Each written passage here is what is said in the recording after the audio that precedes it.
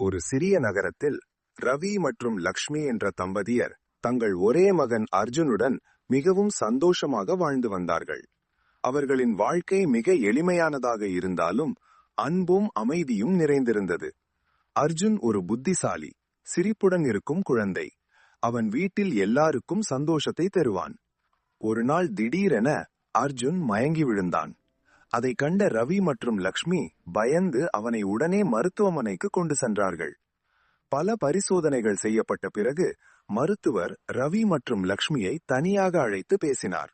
உங்கள் மகனுக்கு மூளையில் கட்டி உள்ளது, அது மிகவும் கடைசி நிலையை அடைந்துள்ளது என்றார். இந்த வார்த்தைகள் அவர்கள் இருவரின் உலகையே உடைத்துவிட்டது. மேலும் மருத்துவர் அவனுக்கு அதிகபட்சம் 3 மாதங்கள் தான் உயிர் இருக்கும் என்று கூறினார். இந்த செய்தியை கேட்ட பிறகு லக்ஷ்மி தினமும் அழுது கொண்டே இருந்தாள். என் குழந்தைக்கு என்ன தவறு என்று வலித்தாள். ரவி வெளியே அமைதியாக இருந்தாலும் உள்ளுக்குள் முற்றிலும் உடைந்து விட்டான். அர்ஜுன் மட்டும் இந்த நிலையை புரிந்து கொள்ளாமல், அம்மா, நான் மீண்டும் பள்ளிக்கு போவேனா என்று சின்ன சின்ன கேள்விகளை கேட்டுக்கொண்டே இருந்தான். அந்த கேள்விகள் ரவிக்கும் லக்ஷ்மிக்கும் இன்னும் அதிகமாக வலியை ஏற்படுத்தியது. ஒரு நாள் அவர்களின் வீட்டிற்கு அருகில் இருந்த ஒரு மூதாட்டி லக்ஷ்மியிடம் பேசினார்.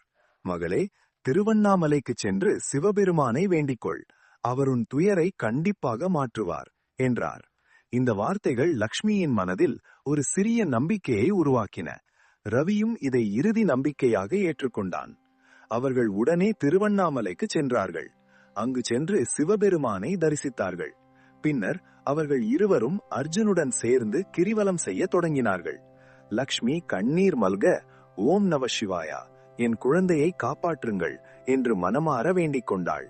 அர்ஜுனும் தன் சின்ன குரலில் அதையே கூறிக்கொண்டிருந்தான்.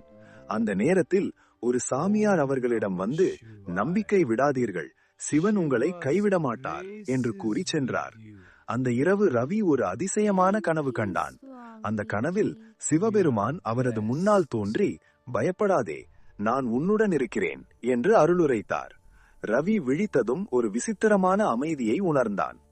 அடுத்த சில நாட்களில் அர்ஜுனின் உடல்நிலையில் சிறிய மாற்றங்கள் காணப்பட்டன. அவர் சற்று சுறுசுறுப்பாக மாற ஆரம்பித்தான்.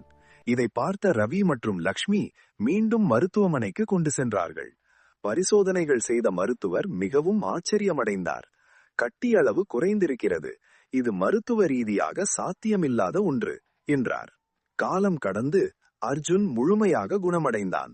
அவர் மீண்டும் பள்ளிக்கு சென்று பழைய வாழ்க்கையை வாழ ஆரம்பித்தான்.